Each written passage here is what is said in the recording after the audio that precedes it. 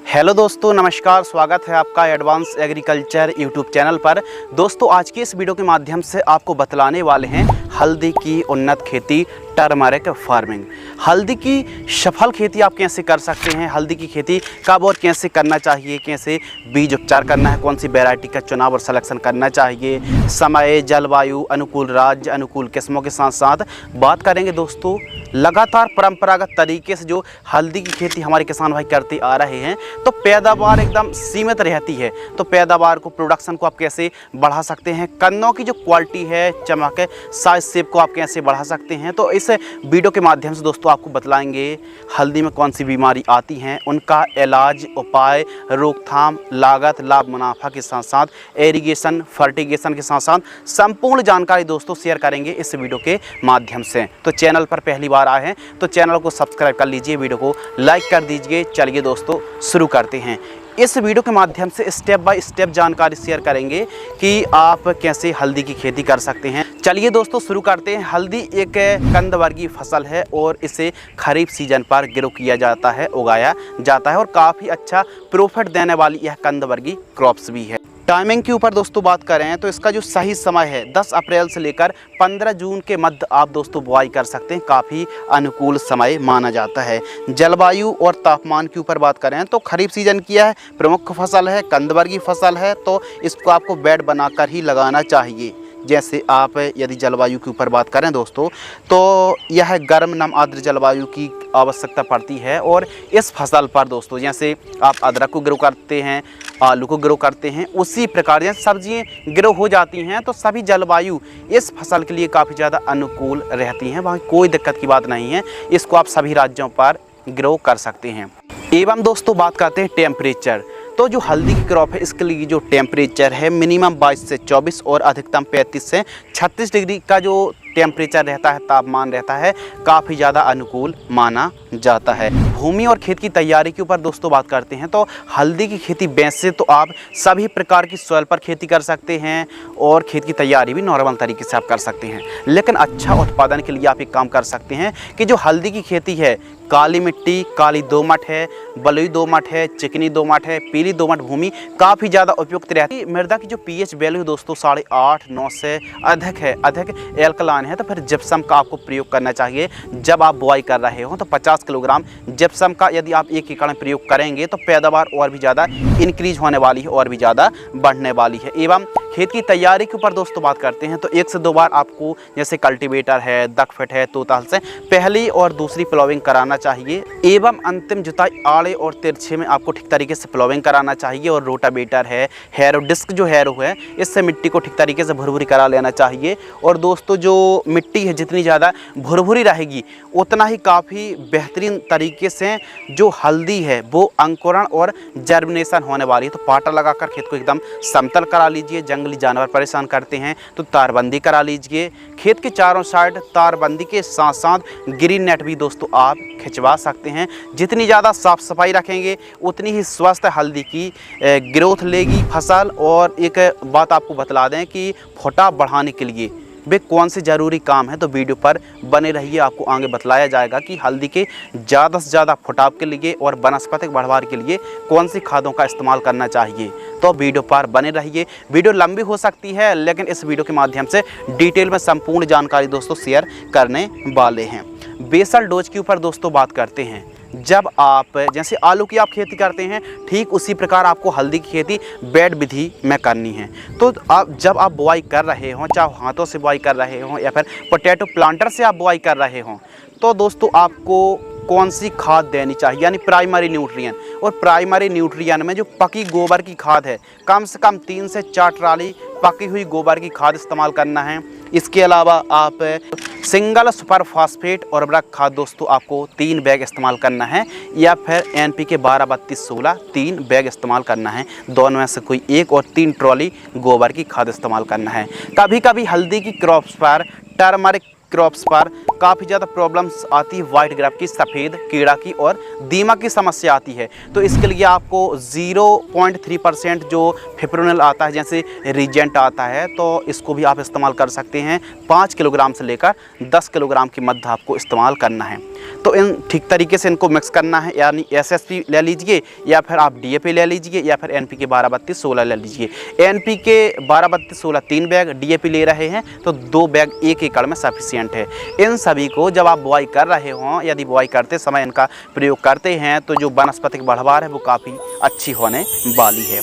इसके अलावा दोस्तों बात करते हैं उन्नतशील किस्में। तो भारत भर में सैकड़ों वैरायटी हैं, अलग अलग किस्में हैं। आप कौन सी किस्म को लगा रहे हैं और जिस किस्म को आप लगा रहे हैं कितना आपने हाईएस्ट उत्पादन निकाला है, कमेंट सेक्शन में ज़रूर बताइएगा। इससे अन्य किसानों की भी काफ़ी ज़्यादा हेल्प और मदद होने वाली है। उन्नतशील किस्मों के ऊपर दोस्तों बात करते हैं, नंबर 1 प्रगति के नाम से आती है, नंबर 2 शगुना, इसके अलावा फूले स्वरूप है और सीलम जैसी किस्मों को दोस्तों आप लगा सकते हैं। और भी अन्य अपने जो राज्य हैं, क्लाइमेट्स कंडीशन है, मौसम, जलवायु, भूमि और लेट और अंगेती बुआई के हिसाब से अपनी भूमि के हिसाब से आपको बेस्ट वैरायटी का ही चुनाव करना चाहिए। बेड तैयार के ऊपर दोस्तों बात करते हैं तो हल्दी की खेती, यदि आप बेड तैयार करके हल्दी की खेती करते हैं तो जो कंद है उनका काफ़ी अच्छा विकास होता है। तो कंद विकास अच्छे हो तो इसके लिए बेड मेकर या फिर बेड राइजर्स जो कि आप वीडियो पर देख रहे हैं, कुछ इस प्रकार आपको बेड तैयार कराना चाहिए।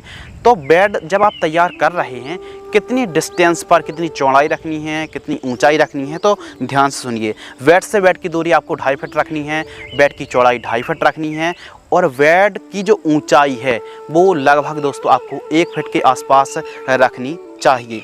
तो यह जो डिस्टेंस है काफ़ी ज़्यादा अच्छा है बेड का। अब बात करते हैं प्रति एकड़ सीड्स। तो जो हल्दी जब आप बुआई करते हैं तो आपको जो गीली कांदियाँ होती हैं, गीली कांदियों को ही लगाया जाता है और 1 एकड़ में लगभग 6 से 8 क्विंटल कांदियों की आवश्यकता पड़ती है। ध्यान रखिए, लगभग ये मान लीजिए 2500 से 2600 रुपये क्विंटल के आसपास कांदियों का रेट देखने के लिए मिलता है। हम बात कर रहे हैं कांदी, जो गीली कांदी होती है उसी की हमको बुआई करनी पड़ती है। अब दोस्तों बात करते हैं ड्रिप। इस फसल पर यदि आप ड्रिप लगाते हैं, टपक सिंचाई से यानी बूंद बूंद सिंचाई से आप इरिगेशन करते हैं तो काफ़ी कम सिंचाई पर भी वाटर मैनेजमेंट हो जाता है। वैसे भी यह खरीफ सीजन की प्रमुख फसलों में से एक है, तो बरसात होने के कारण ज़्यादा सिंचाई भी नहीं करनी पड़ती है, ज़्यादा देखभाल और कम लागत वाली यह फसल है और काफ़ी अच्छा प्रॉफिट आप इस क्रॉप से निकाल सकते हैं। तो ड्रिप आप लगा रहे हैं तो 16 mm इनलाइन ड्रिप को बिछवा सकते हैं। आप चाहें तो यदि खर्च आप ज़्यादा नहीं करना चाहते हैं तो एक बेड पर सिंगल लाइन पर दोस्तों आप ड्रिप को बिछवा सकते हैं। इसके अलावा प्लांट डिस्टेंस के ऊपर दोस्तों बात करते हैं कि कितनी दूरी पर हमको बुआई करनी चाहिए, जो कि काफ़ी ज़्यादा इम्पोर्टेंट है। तो ध्यान से आपको ये सुनना है, समझना है कि एक बेड पर आपको डबल लाइन पर दोस्तों आपको बुआई करनी चाहिए। तो कितनी दूरी रखें? पौधे से पौधे की दूरी यानी कंद से कंद की दूरी 20 सेंटीमीटर और लाइन से लाइन की दूरी आपको 30 सेंटीमीटर रखनी चाहिए। और जो डेप्थ है, जो गहराई है, 3 से 4 सेंटीमीटर गहराई पर आपको बुआई करनी चाहिए। अब जो पंक्ति से पंक्ति की जो दूरी है, जो एक बेड पर डबल लाइन, और जो आपको पंक्ति से पंक्ति की जो दूरी रखनी है वो 30 सेंटीमीटर रखनी है और एक बेड से जो दूसरी बेड की जो दूरी है दोस्तों वो 2.5 से 3 फीट आपको रखनी चाहिए। अब कुछ किसान भाई पूछते हैं कि क्या हम महाराष्ट्र पर खेती कर सकते हैं, झारखंड पर खेती कर सकते हैं, केरल? तो देखिए, यदि अनुकूल राज्यों के ऊपर दोस्तों बात करते हैं तो जो अनुकूल राज्य हैं आंध्र प्रदेश, तमिलनाडु, पश्चिम बंगाल, केरल, उड़ीसा, महाराष्ट्र, मध्य प्रदेश, उत्तर प्रदेश, झारखंड के साथ साथ अन्य स्टेटों पर भी दोस्तों आप हल्दी की खेती कर सकते हैं। कोई दिक्कत की बात नहीं है। यदि अदरक ग्रो हो जाता है, सब्जी ग्रो हो जाती है तो बेशक आप हल्दी को भी ग्रो कर सकते हैं, कोई दिक्कत की बात नहीं है। बस बरसात के दिनों पर जल भराव नहीं होना चाहिए, ध्यान रखिए। यदि जल भराव ज़्यादा होता है तो फिर आप हल्दी को नहीं बल्कि धान को ग्रो कर सकते हैं। अगले विषय के ऊपर दोस्तों बात करते हैं बीज उपचार, यानी जो जब आप बुआई करते हैं तो जो सीड्स ट्रीटमेंट करते हैं, बीज उपचार करना भी बहुत ज़्यादा ज़रूरी है। इससे कंद गलन की समस्या नहीं आती है। यदि आप हल्दी की खेती कर रहे हैं या फिर करने की सोच रहे हैं तो दोनों को क्या समस्या आ सकती है? कंद गलन की समस्या आती है, यानी पौधा एकदम सूख जाता है, कंद की जो स्टेम होती है वो सूख जाती है, कंद गलन की समस्या आती है। जैसे अदरक की क्रॉप्स में भी समस्या आती है कंद गलन की, ठीक उसी प्रकार इस फसल पर भी कंद गलन की समस्या आती है। तो इसके लिए बीज उपचार करना बहुत ज़्यादा ज़रूरी है। बीज उपचार आपको किस प्रकार करना है?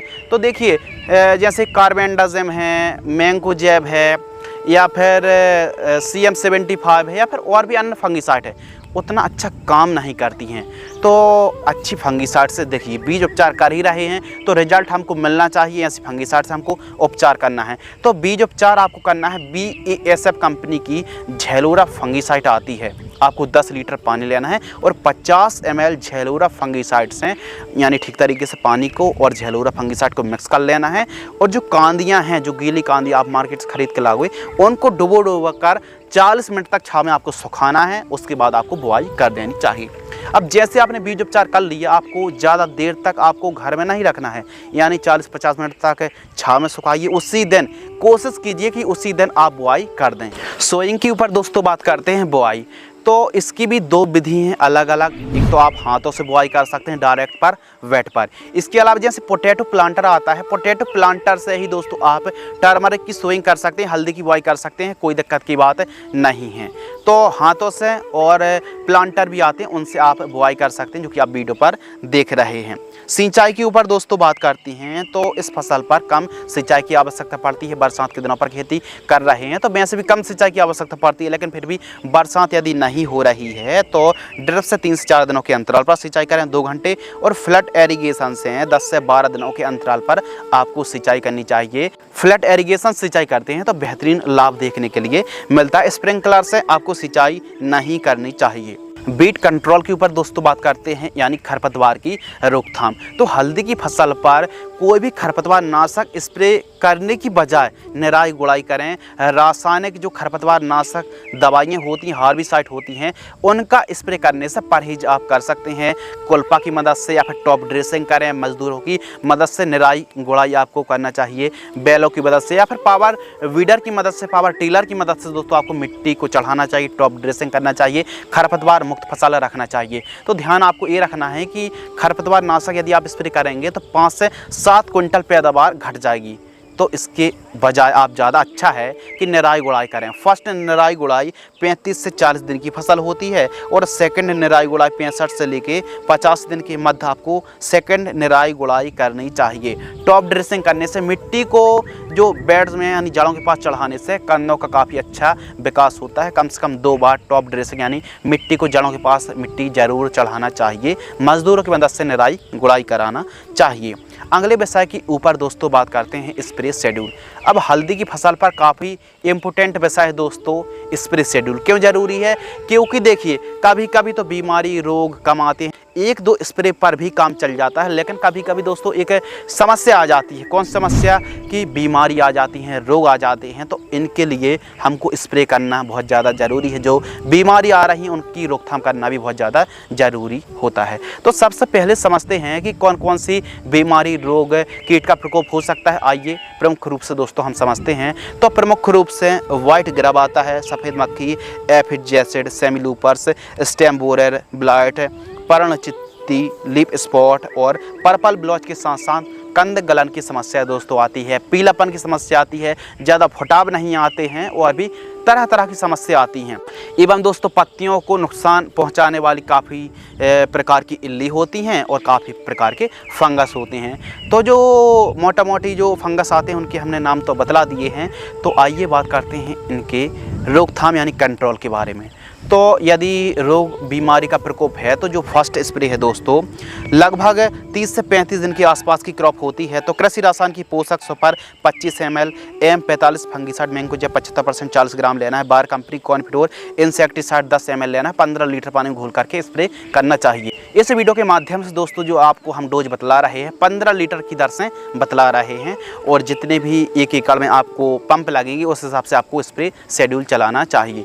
अब जैसे जैसे फसल ग्रो करती जाएगी उस हिसाब से दोस्तों आपको स्प्रे जो शेड्यूल है वो आपको मतलब जो पानी की क्वांटिटी है वो बढ़ानी पड़ सकती है। यानी छोटी फसल पर 2 पंप 3 पंप पर काम बन जाता है, लेकिन जैसे जैसे फसल बड़ी होती जाएगी 4 पंप 8 पंप 10 पंप 1 एकड़ में लगने वाले हैं। सेकंड स्प्रे 50 से 55 दिन के आसपास की फसल होती है तो बायर कंपनी की सोलेमन 10 ml लेना है। इसके अलावा डुपॉन्ट कर्जेट 60 ग्राम और Syngenta company Quantis plant growth promoter 40 ml लेना है। 15 लीटर पानी में घोल करके करके आपको स्प्रे करना चाहिए। थर्ड स्प्रे 70 से 80 दिन के आसपास की फसल होती है तो बायर कंपनी की फेनोक्विक आपको लेना है दोस्तों 10 ml, Amistar top fungicide Syngenta company की 20 ml लेना है, और सुमिटोमो की टाबली आती जिसमें दोस्तों टेक्लोबुटराजोल है 40% SC, इसको लेना है 3 से 4 ml 15 लीटर पानी में घोल करके स्प्रे आपको करना चाहिए इन तीनों को। इसके अलावा फोर्थ स्प्रे के ऊपर दोस्तों बात करते हैं तो 90 दिन से लेकर 100 दिन के आसपास की क्रॉप होती है तो आपको NPK घुलनशील खाद 0050 आपको लेना है 100 ग्राम, बोरॉन 30 ग्राम, प्रोफेक्स सुपर इंसेक्टिसाइड 25 ml, इन तीनों को ठीक तरीके से मिक्स करना है और 15 लीटर की दर से जो क्वांटिटी डोज बतला रहे हैं स्प्रे आपको करना चाहिए। इस प्रकार दोस्तों आप अपनी हल्दी की फसल पर आवश्यकता अनुसार कीटनाशक दवाई फंगिसाइड का स्प्रे करेंगे तो बेहतरीन तरीके से फसल हरी भरी रहेगी और बेहतरीन आपको लाभ मिलने वाला है। खाद शेड्यूल के ऊपर दोस्तों बात करते हैं फर्टिगेशन शेड्यूल। यदि दोस्तों न्यूट्रिएंट यानी पोषक तत्वों की कमी रह जाती है तो कहीं ना कहीं पैदावार पर, उपज पर डायरेक्ट रूप से उत्पादन में गिरावट देखने के लिए मिल सकती है। तो इसके लिए आपको ये काम करना है कि प्रॉपर आवश्यकता अनुसार न्यूट्रिएंट की पूर्ति कराना चाहिए। यदि बड़े लेवल पर आप हल्दी की खेती कर रहे हैं, मृदा परीक्षण करा लीजिए। सॉइल टेस्ट कराने से आपको ये पता चल जाएगा कौन कौन से पोषक तत्वों की कमी है, इस बात को ध्यान रखिए। यदि हल्की भूमि है तो इन खादों का इस्तेमाल तो आप कर ही सकते हैं पैदावार बढ़ाने के लिए। तो जो फर्स्ट खाद, यदि आप साधारण तरीके से खेती कर रहे हैं तो 20 से 25 दिन के आसपास की फसल होती है फर्स्ट खाद, यूरिया और उर्वरक खाद आपको 25 किलोग्राम लेना है, और किसी अच्छी कंपनी की सूक्ष्म पोषक तत्व युक्त खाद माइक्रो न्यूट्रिएंट फर्टिलाइजर्स दोस्तों आपको 5 किलोग्राम लेना है। इन दोनों को मिक्स करना है और 1 एकड़ में जो जानकारी प्रति एकड़ की दर से बतला रहा है, 1 एकड़ में 43,560 स्क्वायर फीट होते हैं, जड़ों के पास देकर सिंचाई आपको करना चाहिए।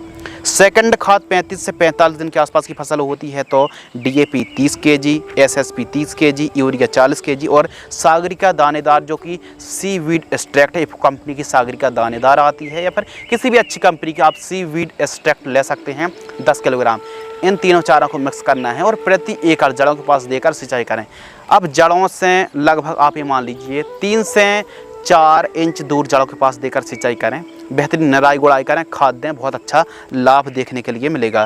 थर्ड खाद के ऊपर दोस्तों बात करते हैं 55 से 60 दिन के आसपास की फसल होती है तो मैग्नीशियम सल्फेट आपको लेना है 15 किलोग्राम। सल्फर, अब कौन सी सल्फर? सल्फर लेना है 90% वाली जो WDG फॉर्म में आती है 5 किलोग्राम लेना है। इसके अलावा बोरॉन V20% वाली लेना है दोस्तों आपको 500 ग्राम। इन तीनों को मिक्स करना है, प्रति एकड़ की दर से जड़ों के पास देकर सिंचाई करना चाहिए। तो इस हिसाब से दोस्तों आवश्यकता अनुसार आप खाद और उर्वरक की पूर्ति करेंगे, पोषक तत्वों की पूर्ति करेंगे तो बेहतरीन लाभ देखने के लिए मिलेगा। जैसे जैसे दोस्तों फसल बढ़ लेती जाती है उस हिसाब से आपको आवश्यकता अनुसार न्यूट्रिएंट की पूर्ति करना चाहिए। यदि भूमि या फिर हमारी फसल बहुत अच्छी बढ़वार ले रही है तो फिर ज़्यादा खाद देने की आवश्यकता नहीं रहती है। ऑब्जर्वेशन करें, पोषक तत्वों की कमी दिख रही है, पीलापन दिख रहा है तो कैल्शियम नाइट्रेट खाद को दें बोरॉन के साथ। तो फिर आवश्यकता अनुसार पोषक तत्वों की पूर्ति करेंगे, स्प्रे करेंगे तो फिर कम लागत पर बेहतरीन आप हल्दी की फसल से आप उत्पादन निकाल सकते हैं। प्रोडक्शन के ऊपर दोस्तों बात करते हैं हल्दी का उत्पादन। तो हल्दी का उत्पादन काफ़ी ज़्यादा डिपेंड करता है दोस्तों कि आपने फसल की कैसी केयर की है, भूमि कैसी है, कैसी जलवायु, कैसी आपने सिंचाई करी और कैसे उर्वरक खादों की पूर्ति करी। यदि फसल स्वस्थ होगी, काफ़ी अच्छे तरीके से व्यवस्थित तरीके से आप टॉप ड्रेसिंग करेंगे, व्यवस्थित तरीके से खेती करेंगे, स्वस्थ फसल को रखेंगे तो काफ़ी अच्छी पैदावार के लिए मिल सकती है। ऐसा नहीं है दोस्तों कि जो हम प्रोडक्शन बता रहे हैं इतना ही हो, बल्कि अच्छी केयर करने पर प्रोडक्शन बढ़ भी सकता है। और यदि भूमि हल्की है या फिर कम उपजाऊ भूमि है या फिर आप बहुत ही कमज़ोर तरीके से खेती कर रहे हैं तो पैदावार घट भी सकती है। 1 एकड़ में 30 क्विंटल से लेकर 35 क्विंटल सूखी हल्दी का उत्पादन देखने के लिए मिलता है। गीली हल्दी की बात नहीं कर रहे हैं दोस्तों, गीली हल्दी ज़्यादा ही प्रोडक्शन देखने के लिए मिलता है। उसको वॉश किया जाता है, सुखाया जाता है, उसके बाद जो सूखी हल्दी होती है उसकी हम बात कर रहे हैं तो 1 एकड़ में 30 क्विंटल के आसपास पैदावार देखने के लिए मिलती है। लाइफ साइकिल के ऊपर दोस्तों बात करते हैं तो हल्दी की जो लाइफ साइकिल है, जीवन चक्र है, 7 से 8 महीने के आसपास का समय मान लीजिए। लागत के ऊपर दोस्तों बात करते हैं, यदि आप हल्दी की खेती करते हैं तो 1 एकड़ पर आपको कितनी लागत लगेगी, तो सभी जो खर्च हैं उनको यदि जोड़ा जाए और यदि आप व्यवस्थित तरीके से हल्दी की खेती करें तो 1 एकड़ में 40 से 45 हज़ार रुपये के आसपास का खर्च आ जाता है। अब दोस्तों अगले विषय के ऊपर बात करते हैं, मार्केटिंग रेट, बाज़ार भाव। तो मार्केटिंग रेट फ्लेक्सिबल रहता है, कीमतें अच्छी मिल सकती हैं, बहुत अच्छी मिल सकती हैं, पर कमज़ोर भी हल्दी की कीमतें देखने के लिए मिल सकती हैं। तो ध्यान आपको ये रखना है कि हल्दी के जब बाज़ार भाव अच्छे हों तभी आपको बिक्री करना चाहिए। 6,000 साढ़े 6,000 रुपये के आसपास प्रति क्विंटल का रेट देखने के लिए मिलता है। मुनाफा प्लस नेट प्रॉफिट के ऊपर दोस्तों बात करते हैं। यदि आप टर्मरिक की खेती करते हैं तो जो नेट प्रॉफिट है वो आप 1 एकड़ से कितना आप कमाई कर सकते हैं, हर एक किसान भाई जानना चाहता है, सबसे महत्वपूर्ण विषय है। यदि आपका उत्पादन अच्छा होगा, बाजार भाव अच्छे मिलेंगे तो आमदनी भी काफ़ी अच्छी मिलने वाली है। हल्दी का जो मुनाफा है दोस्तों, सभी लागत को काटकर आप 1 एकड़ से 1,50,000 रुपये से 1,60,000 रुपये के बीच में कमाई कर सकते हैं। यानी 1.5 लाख रुपये आप सभी लागत को काटकर हल्दी क्रॉप से कमाई कर सकते हैं। तो आज की इस वीडियो के माध्यम से दोस्तों आपको बतलाया हल्दी की उन्नत सफल वैज्ञानिक खेती की A to Z संपूर्ण जानकारी, वो भी स्टेप बाय स्टेप। फिर भी आपके मन में कोई सवाल रह जाते हैं, कोई डाउट्स हैं, तो कमेंट सेक्शन खाली पड़ा है, कमेंट्स आप कर सकते हैं। वीडियो को आपने पूरा अंत तक वॉच किया, वीडियो को अंत तक देखने के लिए आपका दिल से बहुत बहुत शुक्रिया। जय हिंद, वंदे मातरम।